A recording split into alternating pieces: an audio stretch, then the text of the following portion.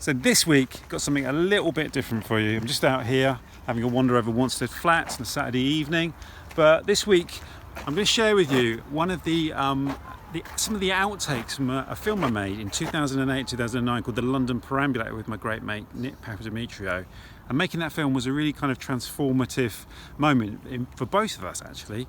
Nick ended up getting a fantastic book deal with Hodder and Stoughton. That film premiered in the East End Film Festival at the Whitechapel Gallery. It played at the Curzon Soho and a number of other places, and it was a great experience. You can watch it down here on the channel. But there's loads of material that I didn't use, more than I actually thought I had. So at the beginning of the lockdown, it was going to be a lockdown project to kind of edit those bits of unused footage and put them out for you. So here's the first, possibly, of the outtakes, and it's a walk from Stonebridge Park out to Perivale. And the first walk Nick and I did together actually started at the same place at Stonebridge Park, and it's become a kind of quite a symbolic location for us, quite an important place that we've returned to a number of times since we first went over there. I think it was 2005. Again, videos on the channel here. So I hope you enjoy this outtake from the London Perambulator, and normal service will be resumed next weekend with a fantastic walk on the South Bucks Way. Hope you enjoy this video now.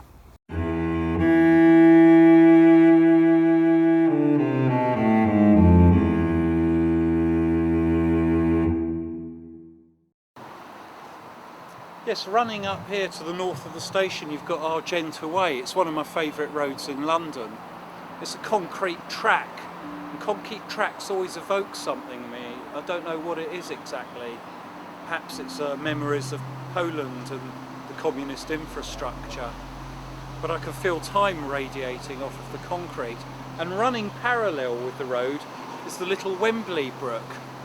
And I thought it crossed the railway towards its source much further south than it actually does. It runs further north than the whole rail yard, which I found absolutely astonishing. Over there where the trolley buses used to turn round, there's a roundabout with a convex white circle painted in the middle of it, and of course, as I expected, the stream runs underneath it. And I've always maintained that the white convex circles painted in the middle of roundabouts aren't for the control of cars at all. They're to keep cars off of waterways so that the waterways don't collapse under the weight of the vehicles. I've written to John Gaunt at the Sun about it. I've asked him to run a campaign. Tell us the truth about our roundabouts. But I haven't heard back from him yet. Okay, let's leave it at that.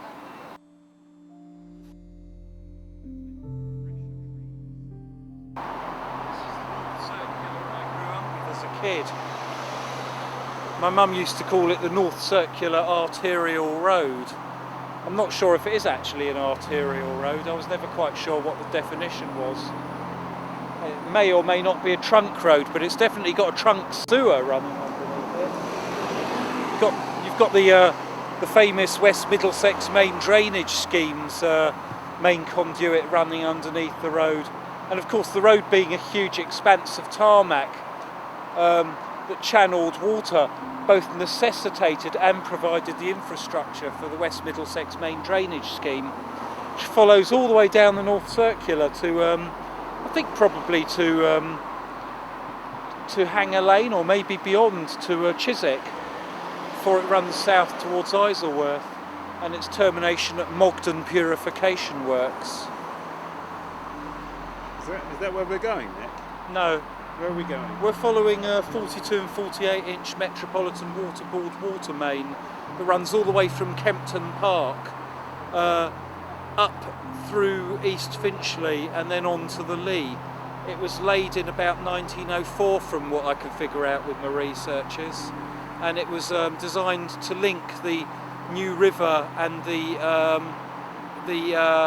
Hampton Wick water companies, so that they could both take water out of the Thames and share it. And where will we finish up? Today, I don't know. Probably not at Kempton Park. I hope to get to Perivale, because there's some... the water main runs right across the front of the Hoover factory.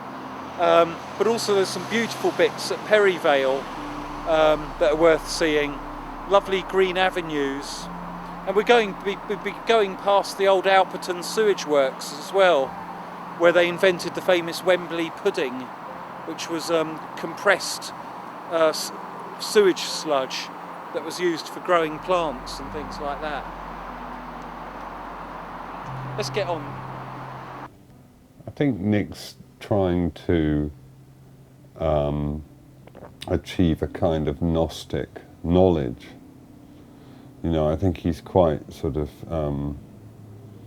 he's quite Neoplatonistic about what he's about. I think that he's involved in trying to know things in a way that is outside of the way in which people ordinarily know things.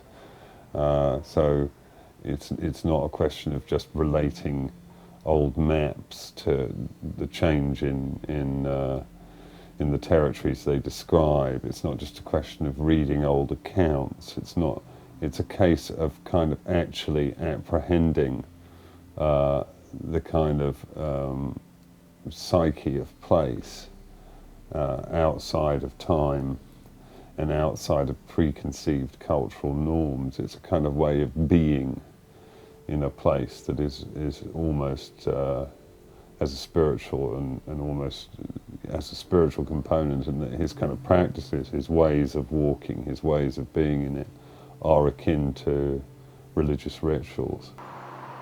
Look at that. Things like that are like signs, indicators, perhaps suggesting that you're on the right track.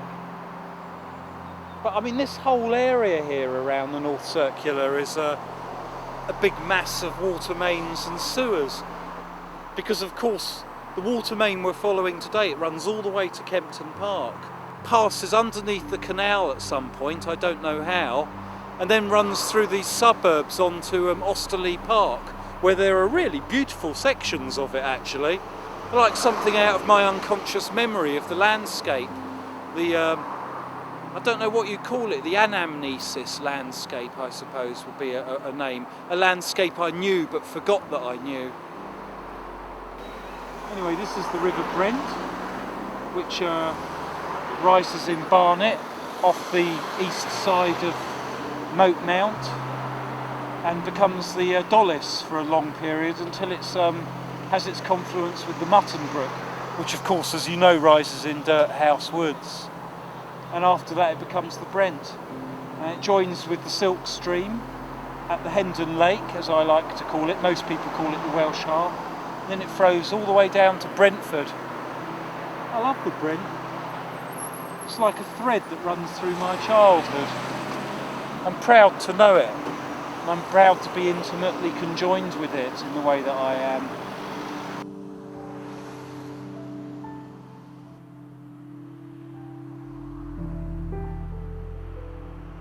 That's definitely a channel, isn't it?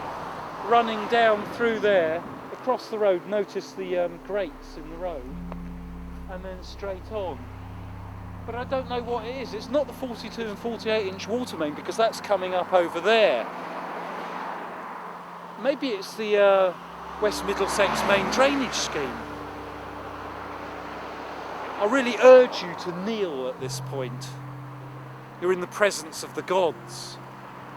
Go away! Imagine having an armchair and a television set in there. You'd just wake up and be a deep topographer from the minute you opened your eyes, wouldn't you? You'd be looking out over an industrial estate and a veritable aviary of hidden watercourses, and you know, you'd just be plugged right in.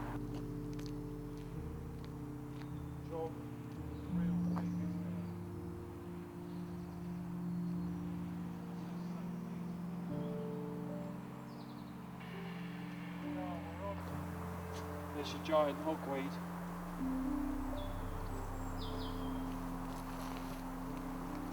Straight up through. This isn't about bringing something to utility. It's not about placing something within the ambient array of consumerist culture.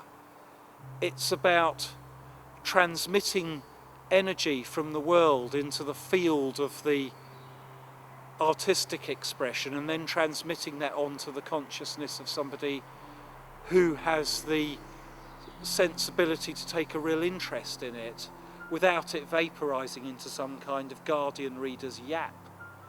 And I know that might sound snobbish, but it's not about that. It's about preserving energy and placing it without bastardising it in some way. Does that make sense? Yeah.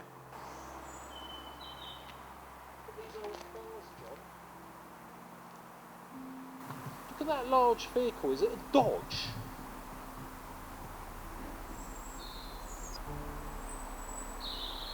Love it here, John. It's away from the high street, but the high street depends on it and is too arrogant to admit it. I think I might feel a little bit what hardline communists felt about artists and industrial producers in the 1930s. I mean, I kind of agree with them to some extent. You know, that thing when I hear the word artist, I reach for my revolver. You know, so much art is about kind of being wild and travelling all over the place and shagging sort of people who are in bands and things. And yet all of that depends on this, and most of those people think this sort of thing is ugly, and yet it feeds off this and needs it. This is prior to it, actually. And but it's not just about its relative honesty or its you know, its ontological, the fact that it's some kind of ontological foundation for the other. It's more that it's I can imagine this place looking pretty much the same in 1976 and 1965, even though that building's obviously a bit more recent than that. Seems to be like still points in the turning world. I'd much rather be here than Camden High Street, that's for sure. Shall we move on, John? Yeah.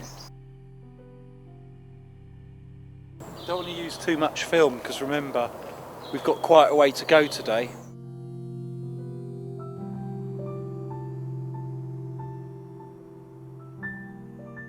It's not even a moving advert.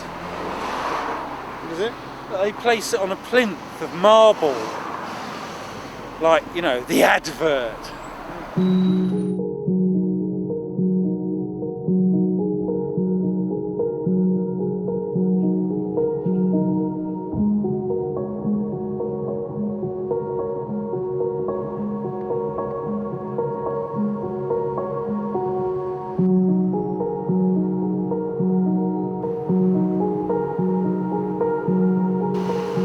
What do you think about these places like this? Well, I've been tempted recently to write a prose sequence calling it something like In Praise of Industrial Middlesex. And I've got the 1951 planning document produced by Middlesex County Council, in which they itemise all the industrial areas of Middlesex. What they tried to do was concentrate the industry. Some industry couldn't be moved easily, and it was called non-conforming industry. But I just like these places. I find them like dream landscapes. Again, like I said earlier about the end of Wycombe Road, you know, this is the infrastructure for the consumerism we see in the high street. And would I like to work somewhere like here? Yeah, probably. Well, let's go and look at the water main. Okay.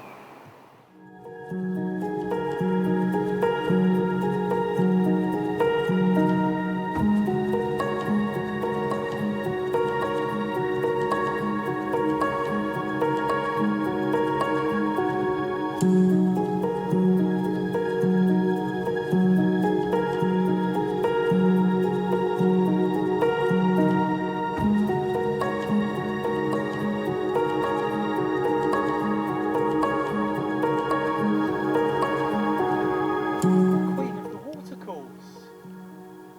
I wonder if she knows what she's on. When she sort of nestles in the grass, she can feel the murmurings from all over the city running along here.